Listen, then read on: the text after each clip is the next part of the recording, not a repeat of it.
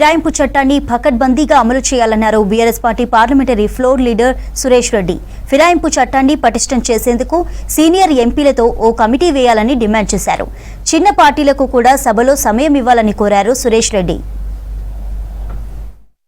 Major demand ఈరోజు జరిగింది ఏంటంటే యాంటీ డిఫెక్షన్ పైన, పార్టీ మార్పిడి పైన స్పష్టంగా ఈ సంవత్సరం 75th ఇయర్ ఆఫ్ రిపబ్లిక్ అంటున్నారు. రాజ్యాంగం వచ్చి 75 సంవత్సరాలు అయింది. రాజ్యాంగాన్ని పట్టుకొని అన్ని పార్టీలు మొన్న పార్లమెంట్లో ప్రమాణ స్వీకారం చేశారు. అదే రాజ్యాంగాన్ని ఈ రోజు తూట్లు కొడుతున్న విషయానికి కూడా చెప్పడం జరిగేది.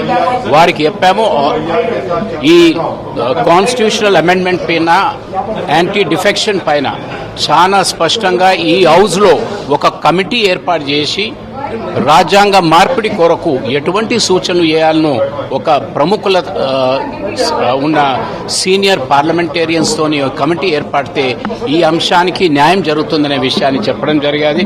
ఎందుకంటే సుప్రీంకోర్టులో కూడా దీనిపై చర్చకు వచ్చి సుప్రీంకోర్టు కూడా దీంట్లో ఇన్వాల్వ్ అయితే ఇది పార్లమెంట్ కూడా బాగుండదు, మన చేతిపై కొట్టినట్టు అవుతుంది సుప్రీంకోర్టు. ఇప్పుడు స్పందించే సమయం వచ్చిందనే మాట చెప్తే దానిపై కూడా తప్పనిసరిగా స్పందిస్తామనే మాట చెప్పాం. ఏ ఇష్యూ ఉన్నా బీఆర్ఎస్ పార్టీ చాలా స్పష్టంగా ఉంది.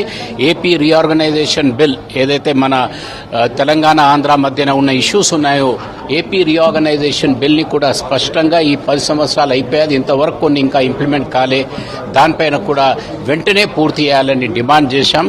మరి దానిపైన కూడా చర్యలు జరుగుతాయని ఆశిస్తున్నాం. బై అండ్ లార్జ్ పార్లమెంట్లో చర్చ జరగాలి.